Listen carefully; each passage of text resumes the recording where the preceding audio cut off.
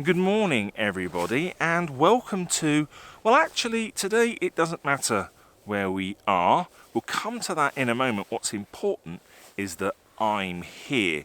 Because what I want to talk about today is when it comes to our enjoyment of other people's photographs, is the photographer important?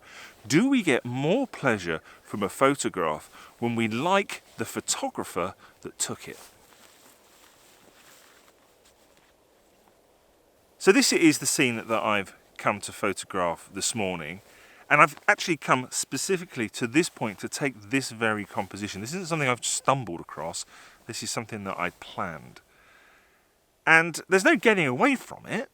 It is just a pile of rocks and grasses. You see, the thing is, as we progress as photographers, as we improve, I think we start trying to look for more intimate compositions, more unique photographs. I think we tend to photograph the really iconic scenes a lot less.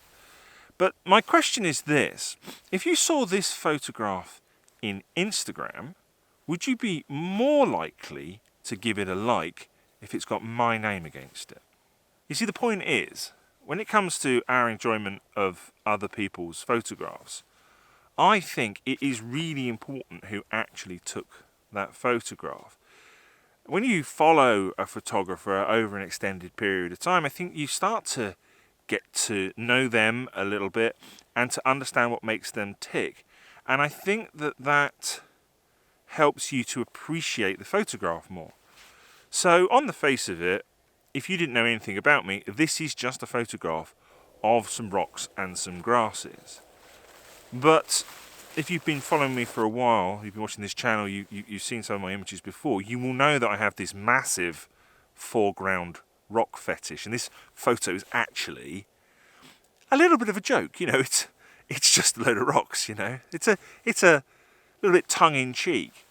So if you know me, and you know my style of photography, and you know my slightly warped sense of humour, then I think that might give you more of a connection with this image than if it was just by a photographer that you'd never heard of before. It's all gone a bit grey and a bit flat, which is a bit of a shame because when I first arrived, it did look really promising. But never mind, we shall persevere. That over there is Knipe Scar Common, that flat bit. And then off to my right hand side is the village of Shap, where I live. So does that make your enjoyment of this photograph more important? Do you have more of a connection with it if you know that this photograph was taken within a mile of where I live? Does that matter?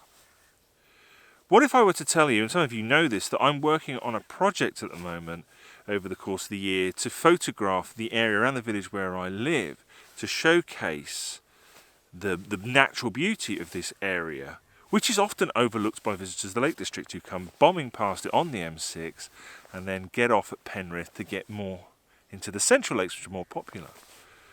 Does that make a difference? When you look at a photograph and you understand a bit more of the backstory and the photographer's relationship with it, does that mean that adds value to that pile of rocks? See, I think it does matter who took the photograph. I get more pleasure from a photograph if I know who took it and I can understand a little bit more about why maybe they took it. So let me give you an example. If I'm scrolling through Instagram and I see a photograph of Dartmoor, I will typically think, that's a nice photograph of Dartmoor, and I'll move on. But if I notice that photograph was taken by Julian Baird, then typically I will stop and I will look at that photograph. It might be for just a few more seconds, and I'm going to give it a cheeky like, because the fact that Jules took it is important. Let's get cynical for a moment, and let's pretend that stood next to me is a better photographer, a photographer that's more widely respected than me. Let's say, off the top of my head, Hans Strand. Okay? Love Hans. I think his work's fantastic. So if Hans took exactly the same photograph as me, would he be able to sell it for more just because he took it? Because I think he could. I think if Hans was here right now, he would probably take this shot in portrait orientation, so I'm going to do that.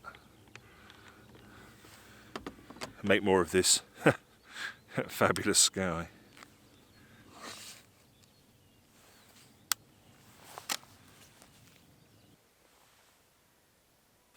There is, of course, another more extreme example of how a photographer impacts your enjoyment of an image. And that's if you don't like that photographer. So if I see an image by a photographer that I don't like, and there are a few, then I will just instantly dismiss it. I'll instantly skip past it. I won't waste any time looking at it. It doesn't matter how good that photograph is. If I see it's by a particular photographer, I'll just dismiss it. Right about now, I bet you're wondering to yourself, so Chris, you big lump, what on earth has any of this got to do with me? Now I think the point I'm trying to make is twofold. And the first point is the importance of subject. Now, what we photograph says more about us as photographers than anything else. It's the biggest contributor to our own personal style, the style by which we get recognised. This isn't just any old collection of rocks or grasses. This is a rock and a grass very close to where I live. I obviously have a connection with it. And there will be people out there in the world that if I post this up on Instagram, they will instantly recognise it as being one of my photographs. I think the second point that I'm trying to make is that if we want people to connect more with our images, we have to give away a little bit about ourselves. We have to be able to communicate why we took a particular photo, what attracted us to a particular scene, why a particular image is important to us, why it matters. Because of course, if a photograph doesn't matter to us, we can't expect it to matter to anybody else. And in the modern age, most people will see our photographs on social media, and that puts us at a huge advantage.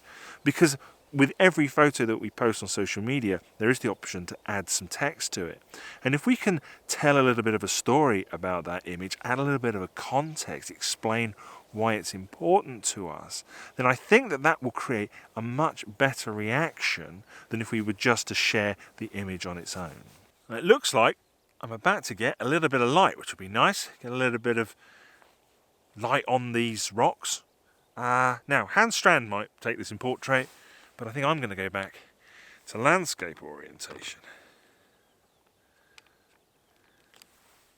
Now, as we've been stood here chatting, the light has changed completely, as has the sky. And that's given this scene a completely different feel. And I've taken 3 or 4 different shots this morning. The composition hasn't really changed, but the conditions have. Now I'm now going to share my favourite photo. It isn't necessarily a better photo than all the others, but it is the one that I connect with the most, the one that matters the most to me. And that, I think, is what's important.